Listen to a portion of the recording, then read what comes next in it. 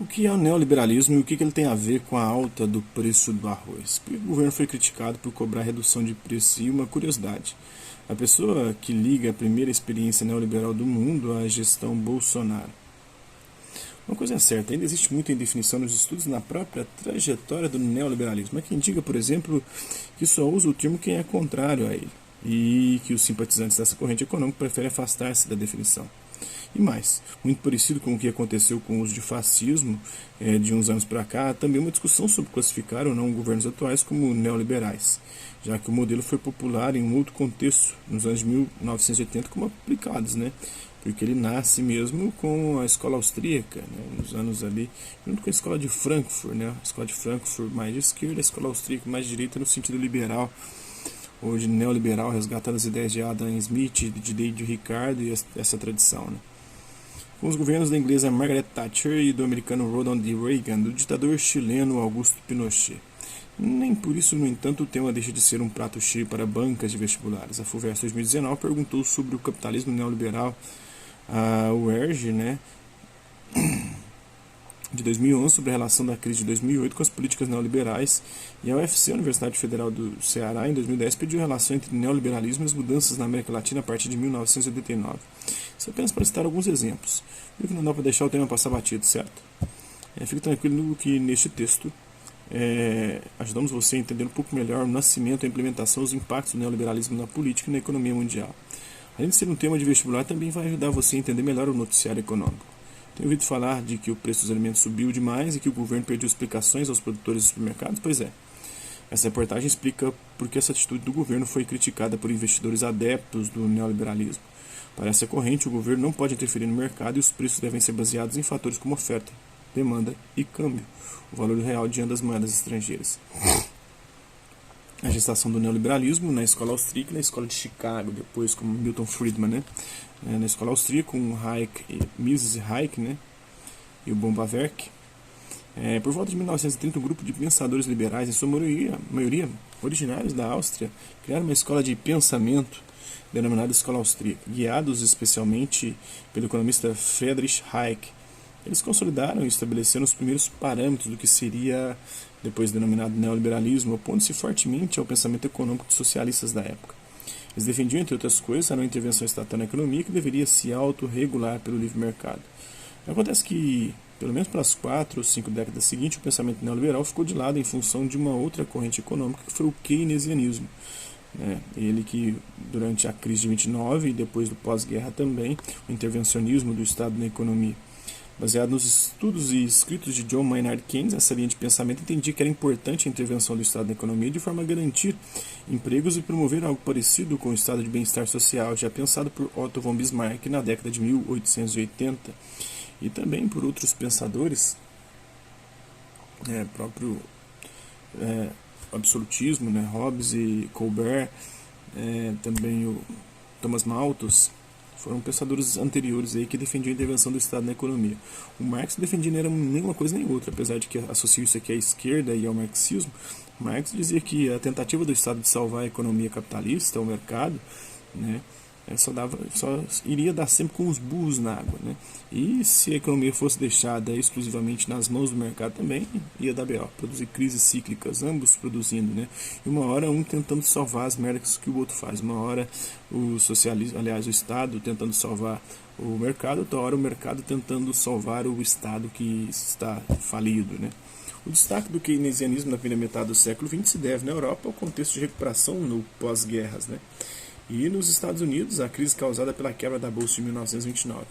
Assim, foi apenas a partir de 1980 que o neoliberalismo voltou ao centro do debate político e econômico. E o bagulho aqui travou, Meu pai do céu. Esse meu que tá uma bostinha, viu?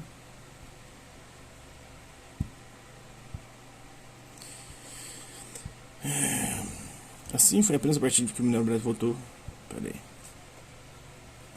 Assim foi apenas a partir de 1980 que o neoliberalismo voltou ao centro do debate político-econômico, mas agora ligado a uma outra escola de pensamento que se baseou fortemente na austríaca, que é a escola de Chicago, que teve como seu principal expoente Milton Friedman, que, junto de outros economistas, já vinha defendendo e elaborando o pensamento neoliberal desde 1950.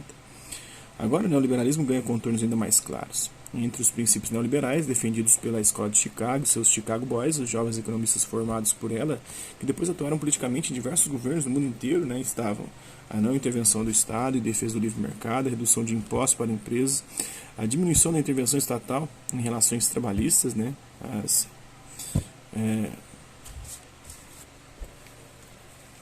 as reformas trabalhistas e a flexibilização das leis trabalhistas, a privatização de empresas do Estado, entre outros. O laboratório chileno e os governos carro-chefe do neoliberalismo. Formulada na Europa e nos Estados Unidos, essa política econômica teve como laboratório um país na América Latina, que vivia sob uma ditadura militar. Foi o general chileno Augusto Pinochet, inclusive o Guedes chegou a trabalhar lá, que ficou no poder entre 1973 e 1990, o primeiro governante a implementar uma política econômica radicalmente neoliberal.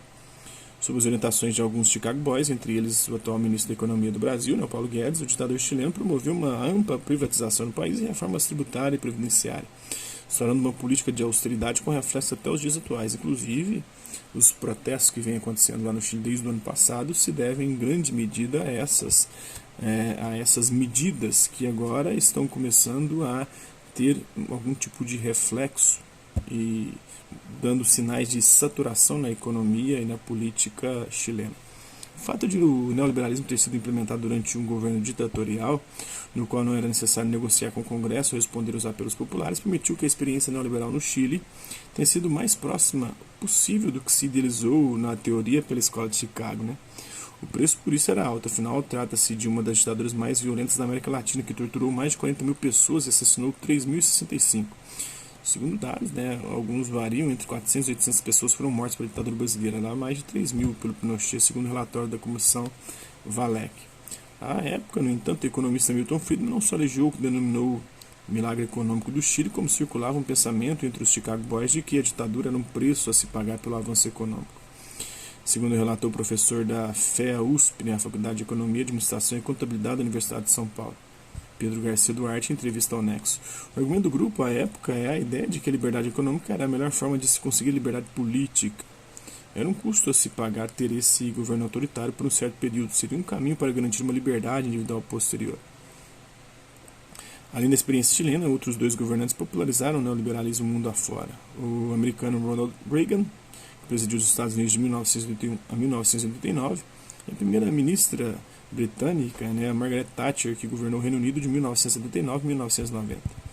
Apelidada de Dama de Ferro, Thatcher implementou significativas reformas de cunho neoliberal, como reformas trabalhistas que geravam revoltas de movimentos sindicais e redução de impostos, facilitando o avanço do livre mercado. Ao final de seu governo, no entanto, as taxas de desemprego continuavam altas. Enquanto isso, do outro lado do Atlântico, Reagan implementava medidas parecidas nos Estados Unidos, promovendo corte de gastos sociais e reformas tributárias. E por isso que eles perdem depois, posteriormente. Não foi esse sucesso todo que a direita vive proclamando aqui no Brasil. O Consenso de Washington, em 1989, o economista britânico John Williamson escreveu, norteado pelos princípios neoliberais em ascensão, um artigo que deu origem ao chamado Consenso de Washington. Esse documento foi usado posteriormente pelo Fundo Monetário Internacional, FMI, e pelo Banco Mundial para condicionar a ajuda financeira a países em desenvolvimento, apenas se eles seguissem 10 recomendações de cunho neoliberais. Inclusive o Brasil passa, depois disso, o próprio governo Collor começa a adotar políticas assim. Disciplina orçamentária, com controle especialmente de gastos governamentais, mas isso vai ser, de fato, implementado, essa agenda, em quase sua plenitude, no governo FHC. O Collor começa o processo de privatização, de sucateamento do Estado.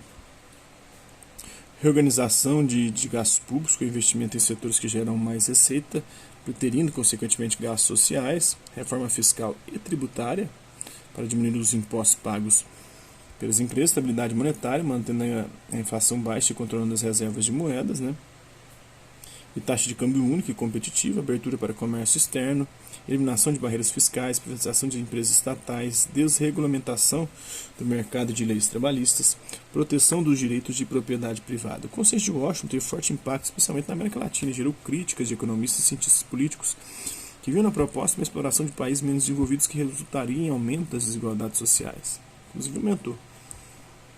É possível falar em neoliberalismo no Brasil em 2020? Se o uso do termo neoliberalismo não é consenso mesmo para falar da difusão desse pensamento ultraliberal no final do século XX, que dirá para tratar do contexto atual. Enquanto alguns pesquisadores e economistas apontam que algumas tendências neoliberais continuam vivas, com a ascensão de governos que promovem políticas de austeridade, por exemplo, outros elementos entraram em jogo, tornando tudo mais complexo. Tanto os presidentes Donald Trump, dos Estados Unidos, como o brasileiro Jair Bolsonaro, por exemplo, sustentam discursos fortemente nacionalistas, enquanto o neoliberalismo ele é livre mercado, pró-globalização, e ambos, Bolsonaro e Trump, interpretam a globalização como globalismo, entregar as próprias nações a empresas estrangeiras e interesses que vão contra os interesses que são do povo, ou contra a moral e a cultura conservadora desses países, e chegam a se opor a um mercado livre quando se trata, por exemplo, da China. Ao mesmo tempo, Bolsonaro tem à frente sua equipe econômica o Paulo Guedes, que, como já mencionamos, falando da escola de Chicago, e chegou a ajudar na formulação do pensamento neoliberal no Chile do Pinochet. Guedes levou a cabo, no último ano e meio, uma reforma previdenciária e agora trabalha para aprovar a tributária. Além disso, se esforça para manter o governo na linha, respeitando o teto de gastos aprovado em 2017 por Michel Temer, que pode ser lida como um esforço para manter a disciplina orçamentária prevista no consenso de Washington.